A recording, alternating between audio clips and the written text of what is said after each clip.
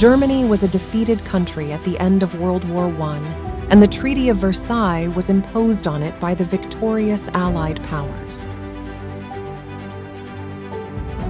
The treaty was harsh and punitive, and it forced Germany to accept responsibility for the war, pay reparations, and disarm. The Treaty of Versailles included sanctions against Germany, a defeated country, which required Germany to give up all its conquered colonies. The victorious powers in World War I, Britain and France, firmly decided that responsibility for the war lay solely with Germany and its allies.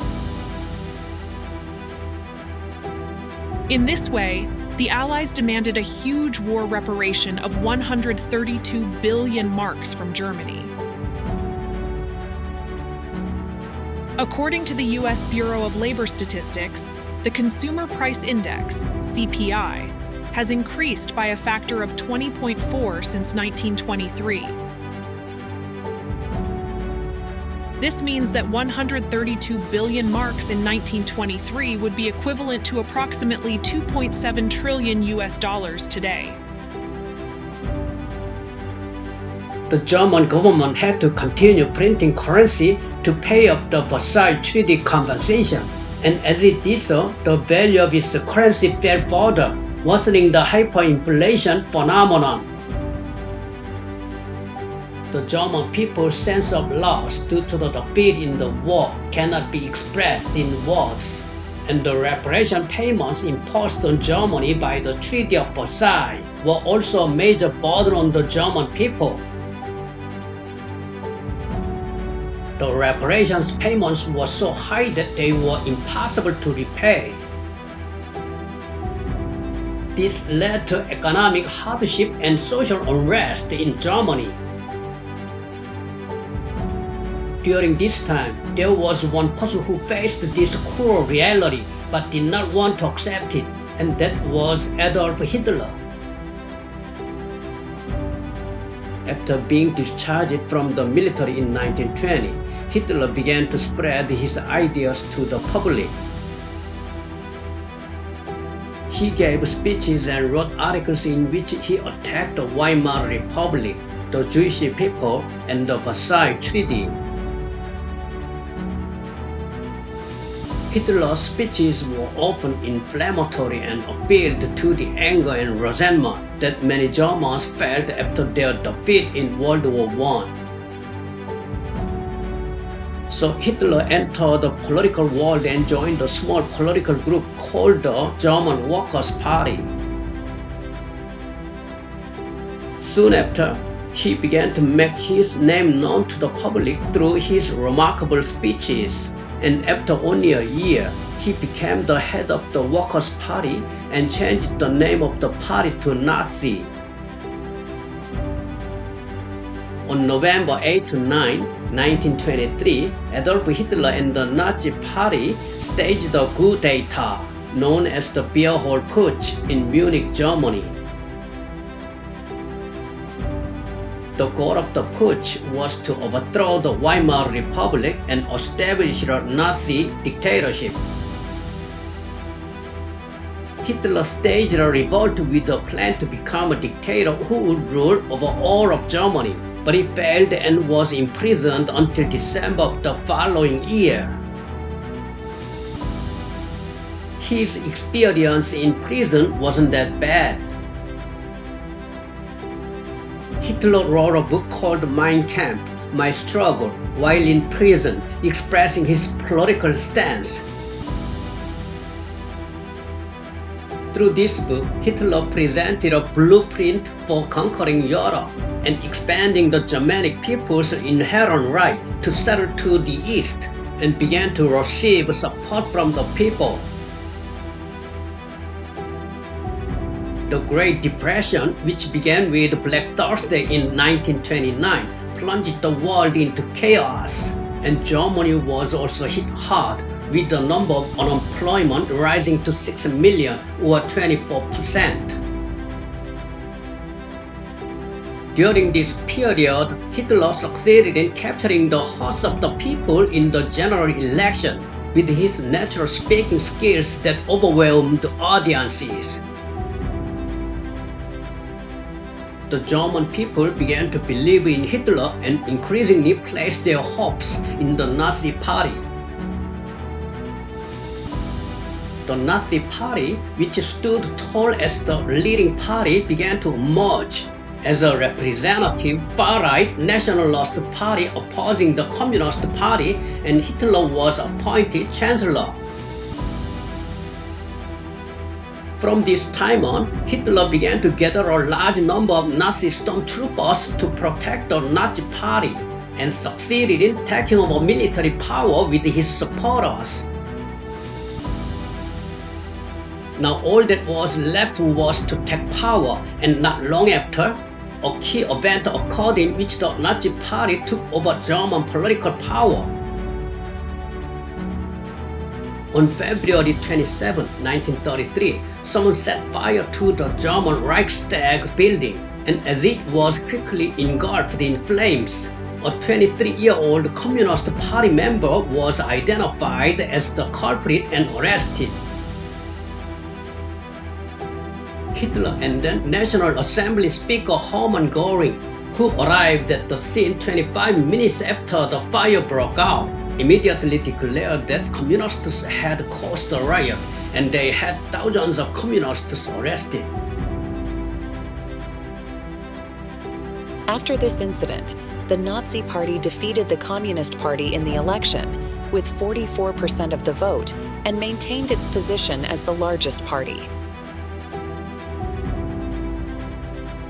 In addition, Hitler disbanded all political parties except the Nazi Party and began purging all opposition forces to establish a coercive dictatorship. Then, with the death of President Hindenburg, Hitler ascended to the position of Führer, serving as both president and chancellor, and mobilized the people for a war of aggression. And in 1934, his invasion of Europe began. Hitler emphasized the superiority of Germanic people with the idea of uniting the German people. Accordingly, Austria, where he was born, was annexed to Germany. Austria was once an empire made up of many ethnic groups, but after World War I, it became a small country made up of Germanic peoples. Hitler soon demanded that Czechoslovakia hand over the Sudetenland, a region with many German residents.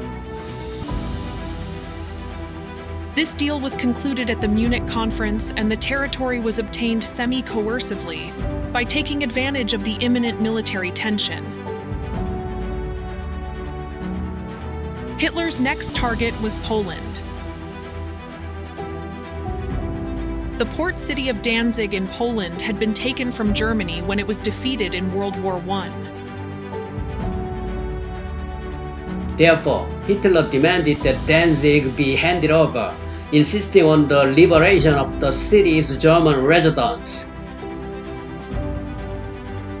However, Hitler's demands were frequently rejected by Poland, and eventually Hitler issued a secret order to prepare for a solution to the Polish problem by military force. Britain and France, feeling threatened by the confrontation between Poland and Germany, promised to guarantee military help to Poland.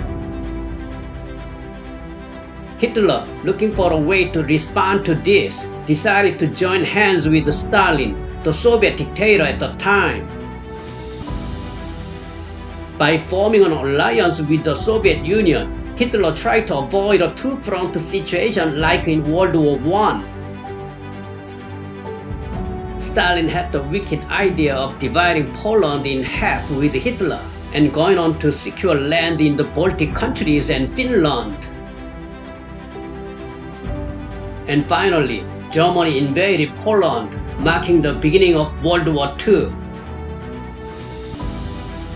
On September 1st, 1938, Germany launched a surprise attack at 4 a.m. without declaring war on Poland and used the blitzkrieg strategy using aircraft and tank units. Germany, which made the most of its mobility and attacked quickly, attempted to attack the center, while Poland adopted a defensive strategy by deploying its troops very widely and thinly on the borderline facing Germany. Germany, which had been preparing for war for a long time due to its defeat in World War I, had over 1,000 fighter planes and aircraft. With such powerful equipment, Germany quickly began to overwhelm the Polish army's fighter planes and weapons, which were only 1/10 the scale. Following Germany's invasion on Poland's western front, the Soviet Union also invaded Poland on the eastern front according to a secret agreement. Poland, which had to stop invasions from both sides, decided that defense was no longer possible and evacuated all its troops to Romania, a neutral country. Britain and France, who were allies of Poland at the time, declared war when Germany invaded Poland, but did not take direct military action. Moreover, Poland did not have a solid defensive line or an effective defensive arrangement, according to the situation, so it ended up being surrounded by German troops within 3 weeks. Poland, which had expected quick help from Britain and France, suffered crushing defeat in the war, and Germany and the Soviet Union occupied Poland by dividing it into East and West, as agreed in the German-Soviet Non-Aggression Pact. After the occupation of Poland ended, the Soviet Union attempted to annex the Baltic states and Finland. In November 1939, the Soviet Union demanded that Finland cede territory along the border and lease major ports. Finland refused, and the Soviet Union invaded on November 30, 1939. This event is known as the Winter War. The Soviet Union crossed the 1,200-kilometer borderline and advanced into Finland in a large scale of offensive, mobilizing 540,000 troops, 2,400 tanks, and 1,000 aircraft. The Finnish army opposing this, including reserve forces, numbered less than 300,000 and had only about 100 aircraft. However, the war progressed differently than expected. In the Winter War, Finland took full advantage of the terrain and created holes in the ice of lakes for camouflage. And the Finnish army's ski unit moved quickly through the forest and set up ambushes to effectively attack the Soviet army. In particular, the Soviet troops were surprised by concealed attacks by snipers wearing white military uniforms, which had a great camouflage effect.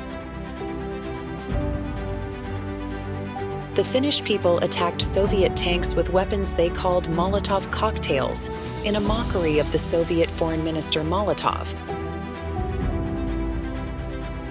Above all, in the bitter cold of -40 degrees Celsius, deaths among Soviet soldiers due to frostbite began to increase one after another.